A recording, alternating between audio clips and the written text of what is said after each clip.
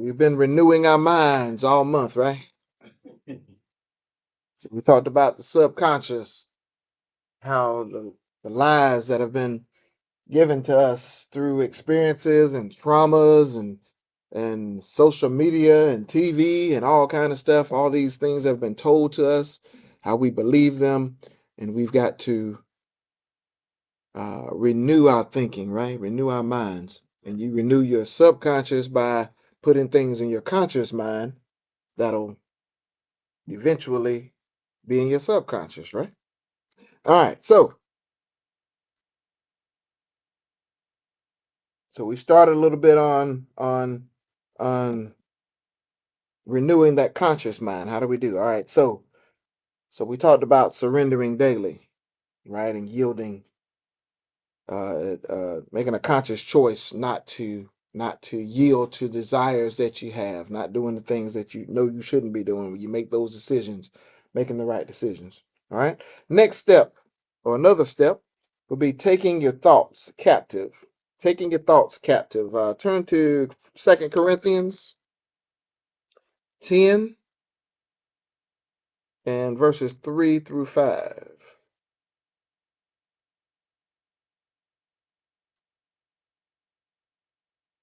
Someone please read that.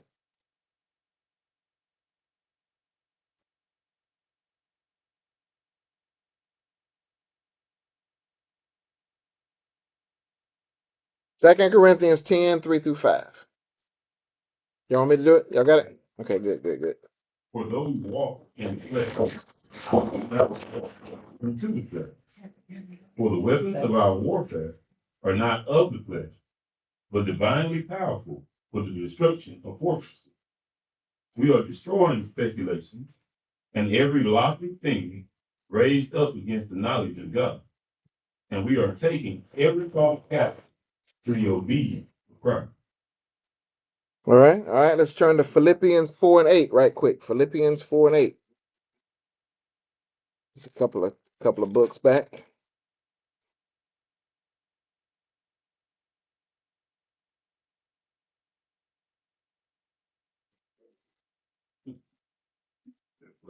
Philippians 4 and verse 8.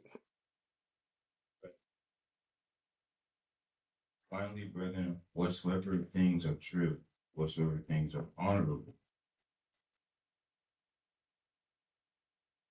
whatsoever things are pure, whatsoever things that are lovely, whatsoever things are good of report, if there be any virtue, if there be any praise, think on these things. All right. So what are we doing there? What are these two passages speaking of? All right. Uh 2 Corinthians is saying we walk in the flesh, we do not war according to the flesh, for the weapons of our warfare are not of the flesh, but divinely powerful for the destruction of fortresses. We are destroying speculations and every lofty thing raised up against the knowledge of God, and we are taking every thought captive to the obedience of Christ. All right. And then the next one was, brethren, whatever is true, whatever is honorable, whatever is right, whatever is pure, whatever is lovely, whatever is good repute, there's any excellence, anything worthy of praise, dwell on these things. So what are these two saying? What are these two saying? You're captive. You're taking your thoughts captive, right? What does that mean? Philippians kind of tells you, right? What's the last thing it says? Dwell on these things. So basically, make yourself think about these good things. Take your thoughts captive. When you're doing something or you're somewhere and a bad thought comes across your mind, you got to throw it away and think good things. How many of you have ever tried that? How many of you have ever done that? Made um, made yourself think of something in a positive way. How many of you have done that? You ever been anywhere and someone around you says something negative? They may say something. Oh yeah, they ain't gonna act right. Do maybe you can turn that around and say, well, maybe this time they'll do the right thing. You ever try to do that? Turn the negativeness that others may be putting out there. You putting some positive out there. Instead of saying, well, I'm gonna mess that song up today. Tell yourself, no, I'm gonna do good today. I'm gonna sing it well today. That's what I tell myself this morning, because I'm supposed to be singing today, y'all. So we in trouble. But I tell myself, no, I'm gonna do pretty good. I'm gonna lead them just right. Yes, sir. You get the word captive. You think about somebody that's captured something. They capture something to hold on to it. So, as I say, our thoughts, or when we're studying God's words, you know, we capture it, we hold on to it in our minds. So, like you say, when something comes up, you got something to go back to say, okay, this is wrong. You don't do it this way. God's word said this is the way you're supposed to handle it. Yeah, yeah, So it's just like I tell you, you capture it, yeah, hold it, yeah. hold Yes. passes. Right. So what do you need to do when something that's not of God comes through? You got to recognize what it is, right? You have to recognize it. You have to see, okay, this is something that's not it's not from God here. It's from somewhere else. So you got to recognize that. Then what you got to do is reject that, turn that away. Say, I don't want those thoughts. I'm going to replace those thoughts with this thought. All right. And it's a practice. It's a practice. You gotta start doing that. You know, I mean, it's kind of like when you get married. And at first, when you get married, you just say the first thing that come to your mind. At least fellas. Then after we get chewed out enough for it, it takes a few years. After a while, that first thing that comes to our mind, we don't say it. It comes to our mind and we hold back. And then we say, okay, you kind of that first thought that comes in your mind, don't just say that. Don't just say it. You learn to think about something different or a different way to say it, right? So that there's peace in the home. All right. So we need to do that every day in every situation when there's something that you would normally say or normally think. You've got to put that thought aside and throw that thought away. Say that fast. Throw that thought away and replace it with a good, pure thought. Good, pure thought. And you do that by setting your mind on things above. Let's turn to Colossians. Colossians chapter 3, 1 through 4. Right after Philippians, y'all. Right there in Philippians. Just go to Colossians. Flip over. You got it? Colossians 3. Go ahead, Ray. 3, 1 through 4, please. Therefore, if you have been raised with Christ, keep seeking the things that are above, where Christ is seated at the right hand of God. Set your minds on the things that are above, not on the things that are on earth. For you have died, and your life is hidden with Christ in God. When Christ, who is our life, is revealed, then you will also be revealed with him in glory. All right. All right. All right. Now let's go to, remember that now. Remember that. Let's go to Matthew. Flip back to Matthew 6 and 33.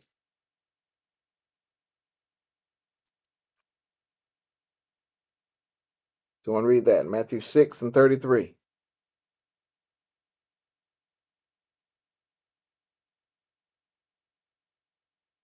First, the kingdom.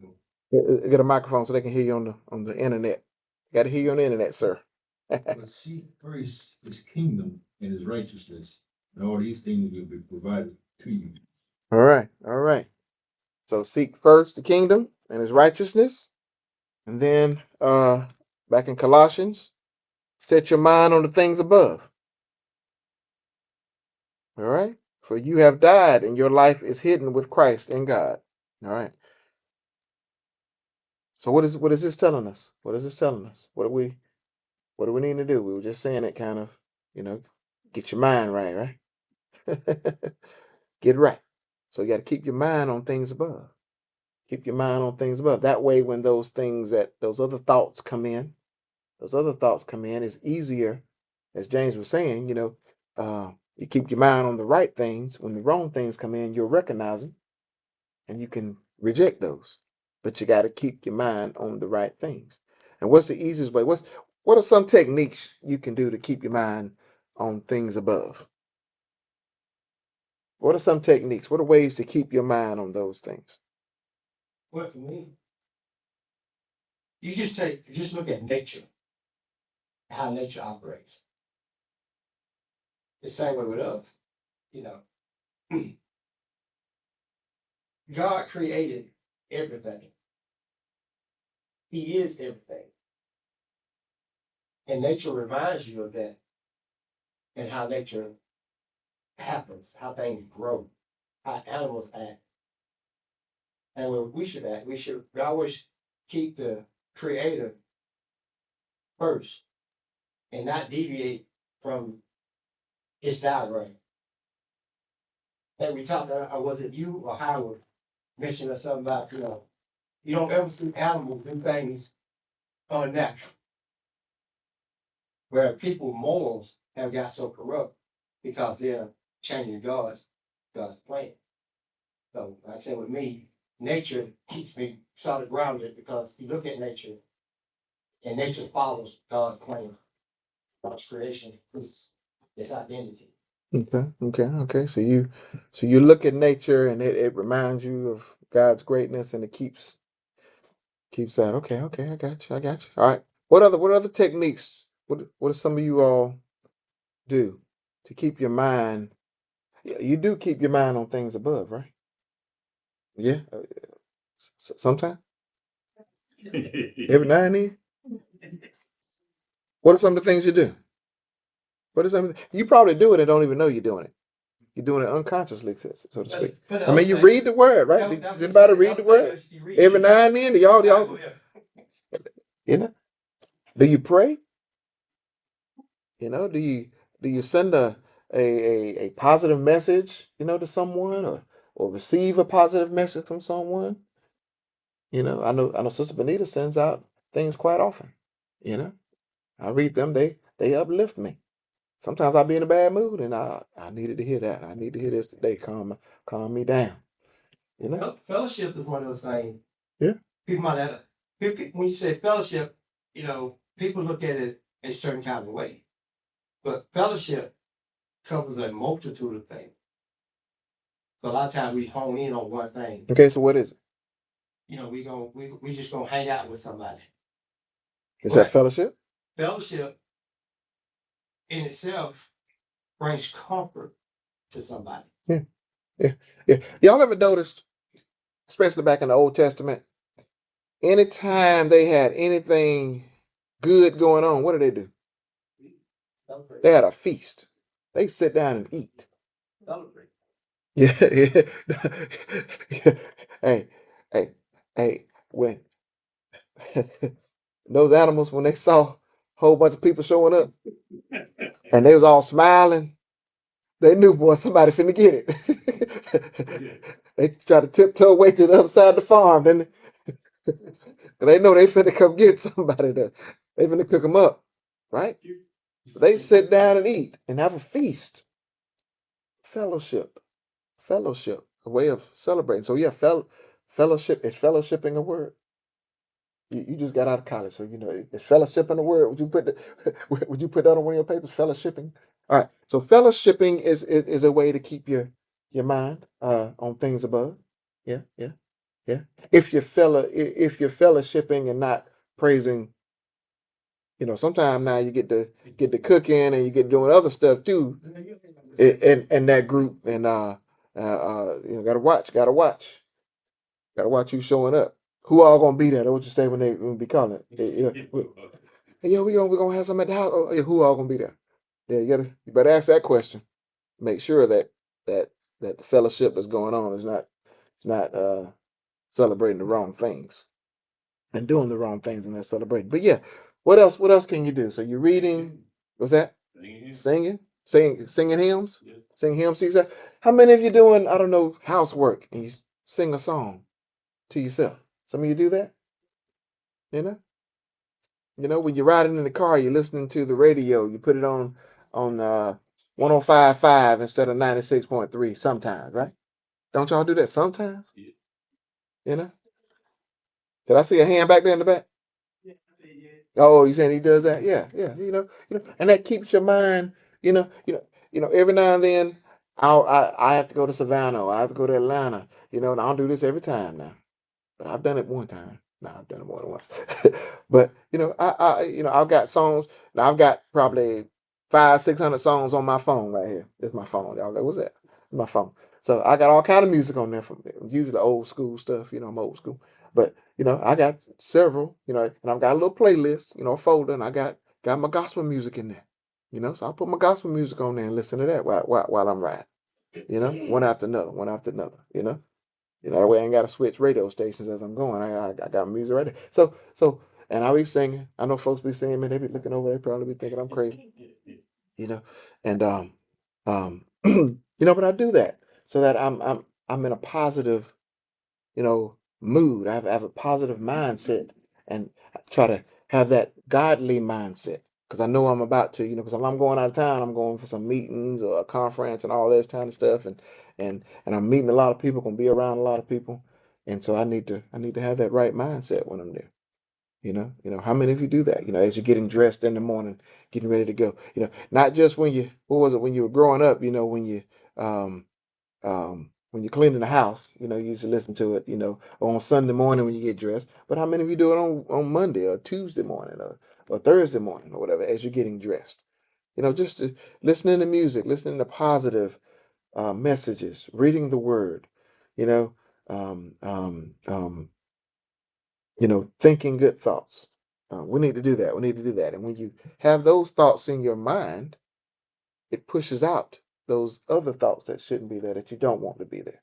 Right? You got to take your thoughts captive. Captive means you're in control of it, right? You're in control of your own thoughts. I mean, it's your mind. How you gonna let the devil put something in your mind? That's your mind. Think about what you want to think about, and don't let anybody else come up to you and put you in that space that you don't need to be in. You know? Okay, yeah, I hear your negativeness. Hey, but it may go well. Things may happen the exact opposite of the way you saying it's gonna happen, sir. It may be good. It may be a good thing. How many be at the job and they make one change? One change. They say, hey, look here. Instead of doing it this way, we're gonna do it this. Now we still gonna do it. We're just gonna change this a little bit right here. Oh, I can't believe we gotta do that. Supposed to be fussing about stuff. One little change. One little change. I'm saying? You know what? It may work out better for us. Let's try it and see. Just put a little positiveness in there. And then, like I said, it's in your mind. You can also kind of put it in somebody else's mind, kind of share your positiveness.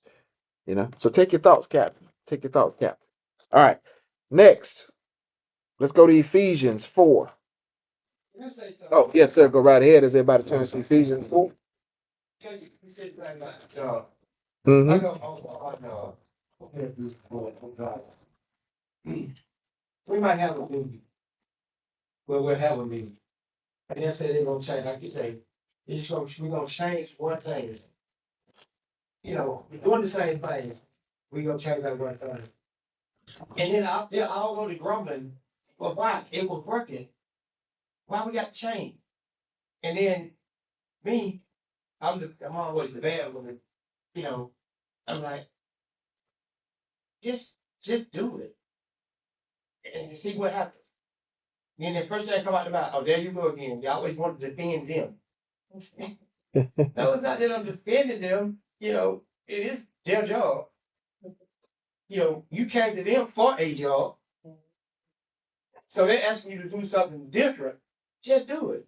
And if it don't work, guess who's at fault? But now if you don't do it, guess who's at fault? But they always tell me, okay, you defended them. No, you know, it's there. You either gonna do it or you ain't. Yeah, yeah, yeah. That's true. That's true.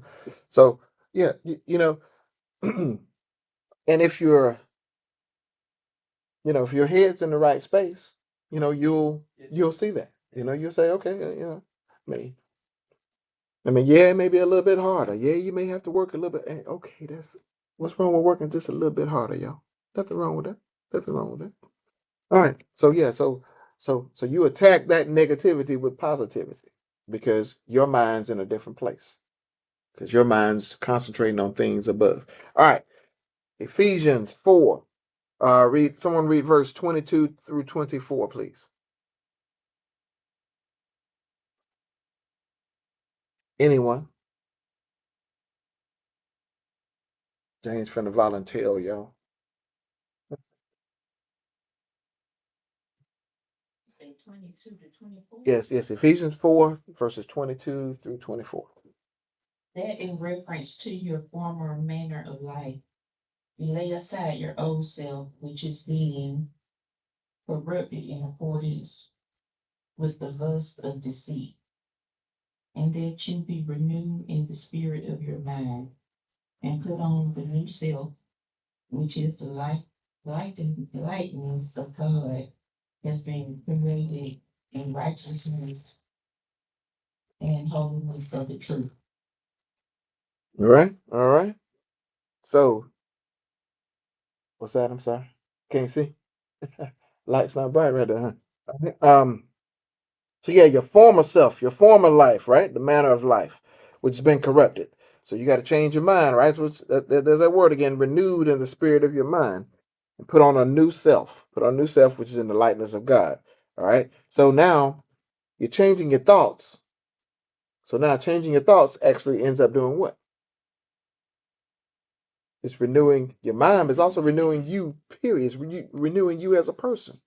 Renewing you as a person. And so when your mind changes, the things that you do will change, right? Not just things you think, but the things you actually say, the things you actually do. Joe, when you find that $100 bill on the ground, it changes what you do. So it's renewing of the mind, but now I would say renewing. I ain't forgot. Uh, so now it's a renewing of your actions. Renewing actions. All right, let's go to Romans 12 right quick. Romans 12 and 2. Someone read that, please. You want me to read it? I'm here. I can go ahead and read it. I want to. All right, go ahead and read it. And do not be conformed to this world, but be transformed by the renewing of your mind, so that you may prove what the will of God is, that which is good and acceptable and perfect. All right, something we've heard a lot about. Okay, so we're changing our mind, we're changing our thoughts, we're changing our actions, and we're showing what the will of God is. We'll show that. We'll show that. So we're practicing new patterns, right? So we're not doing those things we used to do, those habits that we have, that we've had, because that have been based on the lies, right? We talked about how the devil's lied to us and kept us captive, these strongholds on our mind, because we have those old thoughts that the devil put in us, right? Now we're renewing our minds, and renewing your mind is going to lead to a renewed spirit, right? And renewed actions.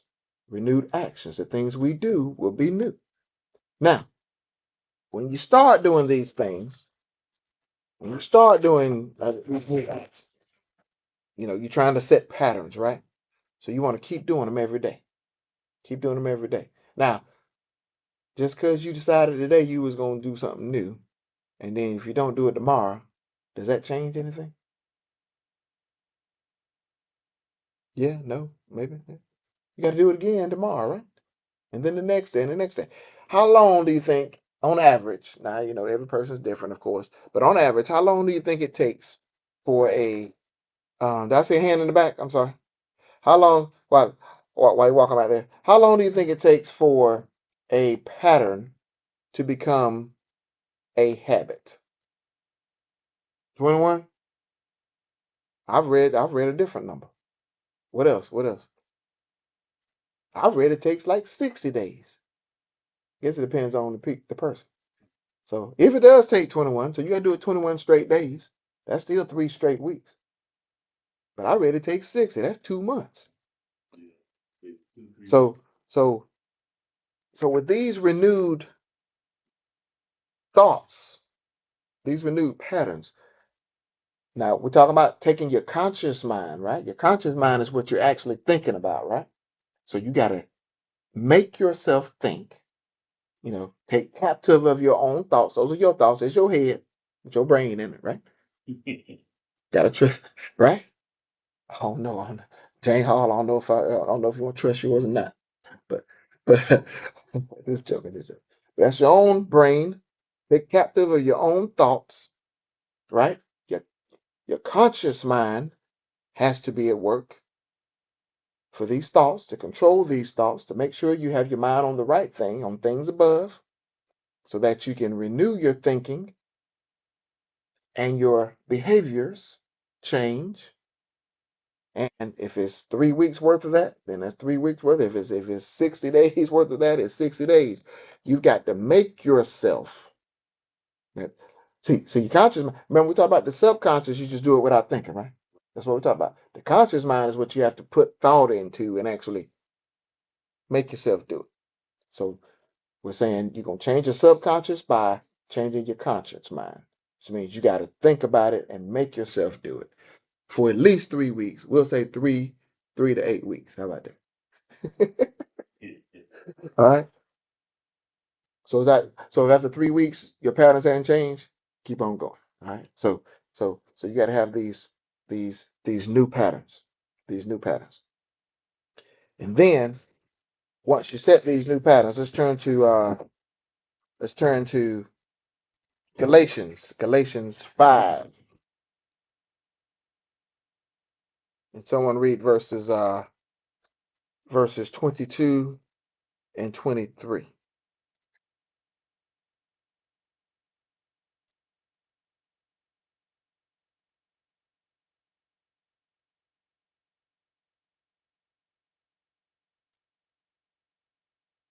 Galatians 5th chapter, verses 22 and 23.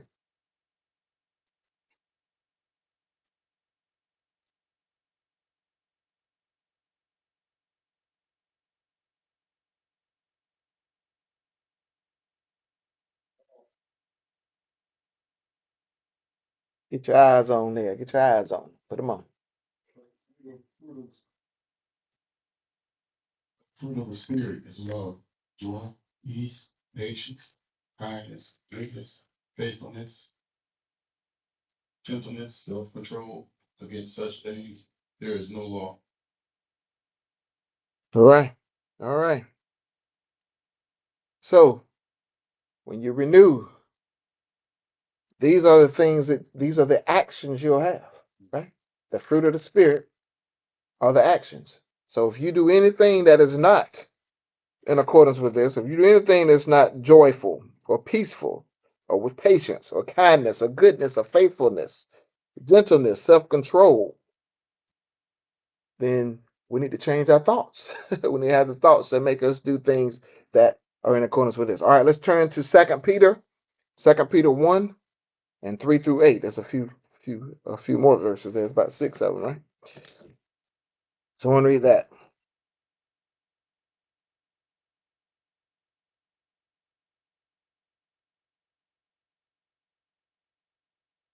Second Peter 1, 3 through 8.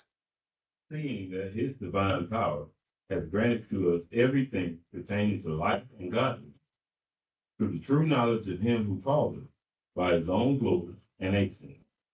For these he has granted to us his precious and magnificent promises, so that by them you may become partakers of the divine nature, having escaped the corruption that is in the world by lust. Now, for this very reason, also apply in all diligence. In your faith, supply moral excellence, and in your moral excellence, knowledge, and in your knowledge, self control, and in your self control, perseverance, and in your perseverance, godliness, and in your godliness, brotherly kindness, and in your brotherly kindness, love. For if all these qualities are yours and are increasing, they render you neither useless nor unfruitful in the true knowledge of our Lord Jesus Christ. All right, all right, all right. So so there we have the divine nature, right? Divine nature. And all these things, the godliness, the perseverance, self-control, all of these things, very similar to the fruit of the Spirit.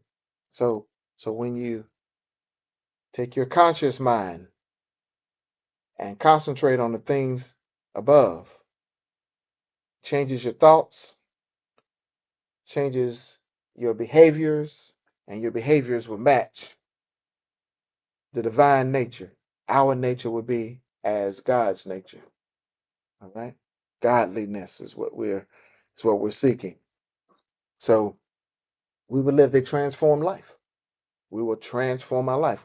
You renew your mind in order to transform your life. It took us all month to get here. We went all around. But we have to change what's in us, in our spirit, and our subconscious. We have to change that. And the way you change it is by consciously concentrating on God's word, spending time with Him, elevating your thoughts to the things above, keeping that on your mind so that it will lead to God-like actions and reactions, and we'll have a transformed life. So that's what it means by a renewing of the mind. All right? Any questions? That kind of come together at the end here? Kind of, sort of. Took us a while. Took us a while. Took me a while anyway. All right. Any questions? Any comments? Yes, sir. Been kind of listening to some podcasts and some devotionals tied to what we've been doing this month. And they was talking about psychologists. They have this concept that the reason that people fall short in the things they want to achieve or do is because they lean on willpower too much. And they was like, you have to realize that your willpower is a limited resource. So the real solution to the issue of, just like we're talking about with our unconscious mind, is you got to use that willpower to change the habit. As many things as you can change in your unconscious mind, then that frees your conscious mind for something else. So let's say you had 10 bad habits. There's no way you're going to focus on 10 bad habits at one time and fix all of them at one time. But every time that you create a new habit for one of them, now you're down one, so you only got 9. And basically, you start being able to focus your willpower on specific things. So it kind of ties into what you're saying about the unconscious mind, because the reality is, all of us, the person that we see, is really a collection of all those unconscious thoughts. So the only way we fix it is strike down the list one at a time, so that we don't get to where we're trying so hard, and then we give out a willpower and give into something that we didn't mean to do. Yeah, exactly. You know, we talked about, a lot of things that in our subconscious we have to figure out what it is within us that has us thinking that way. So you got to do some soul searching, so to speak. Like I said, you can't fix a problem if you don't know you have a problem. So first thing you got to do is admit that you have a problem. There's an issue there, so that you can make that adjustment. All right. All right. Any other questions? Any other comments? None. All right. All right. So let's work on our subconscious by changing our conscious thinking. That way we change our spirit and transform our lives. All right.